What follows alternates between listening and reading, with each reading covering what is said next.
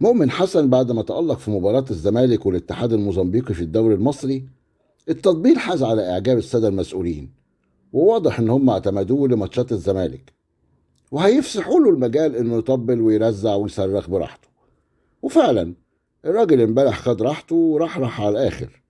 وهديكوا شوية أمثلة بسيطة على الرحرحة ومية الليفت اللي كان قاعد فيها امبارح.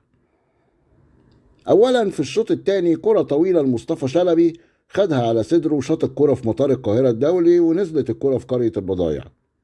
لكن الأخ مؤمن بالله صرخ وقال: يا عيني على الترقيصة، 2 في 1 لما وترقيصة مع بعض، وكان هيبقى جول عالمي بس الكرة عليت شوية. اللي أنا قلته ده والكرة كانت في السماء. متخيلين لو الكرة دي قريبة من الجول كان حصل إيه؟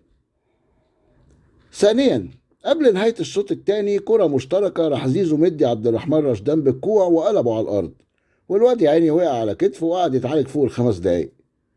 لكن الأخ المؤمن بالله قعد يلوم في عبد الرحمن رشدان، وقال له لازم تتعلم ازاي تقع علشان تتفادى الإصابة. والكرة تتعاد قدامه وكلنا شايفين كوع زيزو بوضوح، وهو برضه مصر ان رشدان لازم ينشف كده ويسترجل ويتعلم ازاي يقع من غير ما يتصاب. وهنا بصراحة عجز اللسان عن الكلام. ثالثا وأخيرا، ودي بقى اللي جابت النهية وخلصت الكلام، وبالتحديد في الدقيقة الثامنة من الوقت بدل الضايع.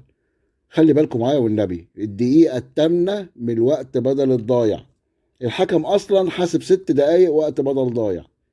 فوجئت بالمؤمن بالله بيقول: يا ترى الحكم هيدينا وقت ضايع قد إيه؟ والله أنت اللي ضايع.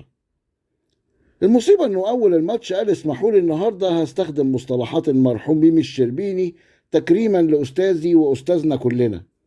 أحب أقول لك إن الشربيني ما يشرفوش إنه يبقى أستاذك، لأن الشربيني عمره ما كان طبال ولا عمره كان مدلس. ولو كان سمع تعليقك على ماتش امبارح أو ماتش الاتحاد الموزمبيقي كان مات قبل ميعاده غيظا وكمدا وحسرة على أمانة التعليق. ناس ما عندهاش دم.